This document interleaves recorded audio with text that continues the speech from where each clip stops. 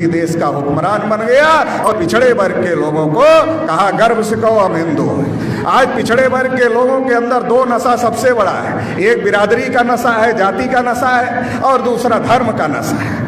जाति का नशा कैसे है? एक बिरादरी का नेता अपनी बिरादरी में आता और क्या कहता है, सारी बिरादरी आगे चली गई, बस अपनी बिरादरी पीछे रह गई है, इकट्ठा हो जाओ। उसके पीछे कुछ बिरादरी के लोग इकट्ठा हो जाते हैं, फिर वो बिरादरी का नेता कांग्रेस के पास जाता है, बोलता कितना दे रहे हो, हमारे पीछे इतने हमारी बिरादरी के लोग हैं, कितना दे रहे हो। अगर कांग्रेस कम देती है तो दौड़ा दौड़ा बीजेपी के पास जाता है, बोलता कितना दे रहे हो, हमारे पीछे तो इतनी हमारी बिरादरी के लोग हैं। आप उसे बिरादरी का नेता बनाते हो, वो आपको इकट्ठा करके बेचने का काम करता है। तो ये जो जाति जागृति है, ये सत्यानाश का कारण है।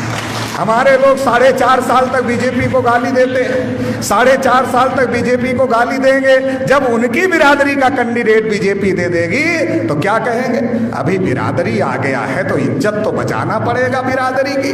अरे इज्जत नहीं बचा रहे हो, अपनी आने वाली जनरेशन के गुलामी के सर्टिफिकेट पर सिग्नेचर करने का काम कर रहे हो, इज्जत बचाने का काम नहीं कर रहे हो। क्योंकि जो बिरादरी बीजेपी से टिकट लेकर आया है, जो बिरादरी कांग्रेस से टिकट लेकर आया है, वो बीजेपी कांग्रेस के ब्राह्मणों की मर्जी के बगैर मुंह भी नहीं खोल सकता।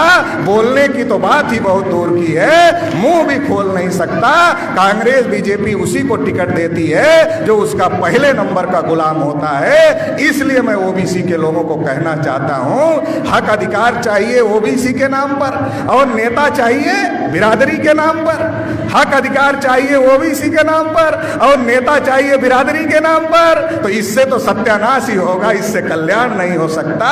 अगर हक अधिकार ओबीसी के नाम पर मिला है तो नेता भी ओबीसी के हक अधिकार की लड़ाई लड़ने वाला चुनना पड़ेगा, बनाना पड़ेगा, तो ओबीसी का कल्याण हो सकता है। दूसरा, ओबीसी के अंदर ब्राह्मण आते हैं, कहते हैं गर्व से कहो हम हिंदू हैं। हमारे लोगों का भी सीना चौड़ा हो जाता है, हम हिंदू हैं। क्यों चौड़ा हो जाता? क्योंकि पता ही नहीं हिंदू का मतलब क्या होता है, हिंदू का अर्थ क्या होता है, ये पता ही नहीं है। जिन ब्राह्मणों ने हमको कभी शूद्र कहा, वही ब्राह्मण आज हमें हिंदू कह रहे हैं। शूद्र का मतलब होता है गुलाम, और ये जो हिंदू है, हिंदू हिंदी भाषा का शब्द नहीं, हिंदू संस्कृत भाषा का शब्द नहीं है, रामायण महाभारत गीता में हिंदू नहीं है, वेद पुराण में हिंदू नहीं है, श्रुति स्मृति में कहीं हिंदू नहीं लिखा है। ये हिंदू पर्शियन भाषा का शब्द है, जिसका अर्थ होता है हारा हुआ, नीच, कायर, काला, चोर, गुलाम, ये इसका अर्थ होता है। मतलब जब वो हमें शूद्र कह रहे थे,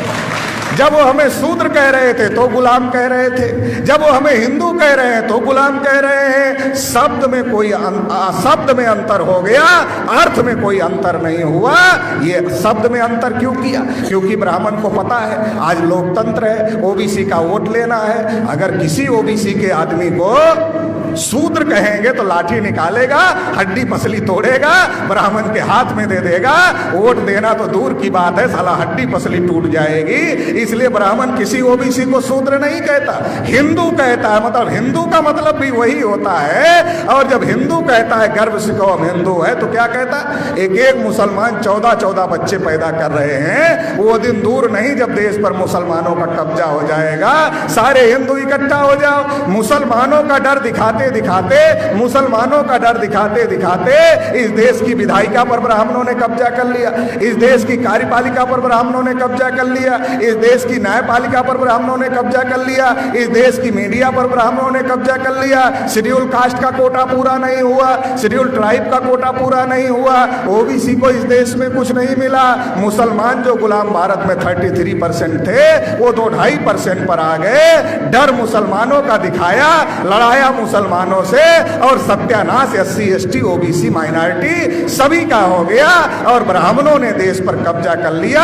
इसलिए मैं कहता हूं कि इस देश के अंदर अगर किसी का कोटा पूरा नहीं हुआ और सबका हिस्सा ब्राह्मणों ने खाया, इसलिए हमारे लोगों को एक बात पता है कि सबका मालिक एक है, मगर ये भी पता करने की जरूरत है कि सबका दुश्मन भी एक है, और जिसने हम सबका हिस्सा खाया वो सबका दुश्मन है। उस दुश्मन से अकेले अकेले अकेले नहीं लड़ा जा सकता।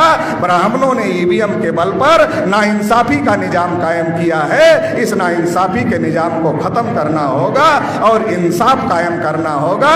इंसाफ क्या है? जिसकी जितनी संख्या भारी उसकी उतनी हिस्सेदारी, ये इंसाफ है। इस लड़ाई को लड़ना होगा। इस लड़ाई को मेश्राम साहब लड़ रहे हैं। आप लोग इस लड़ाई में तन मन धन से सहयोग दोगे, ऐसी आशा उम्मीद के साथ आपने मुझे सुना।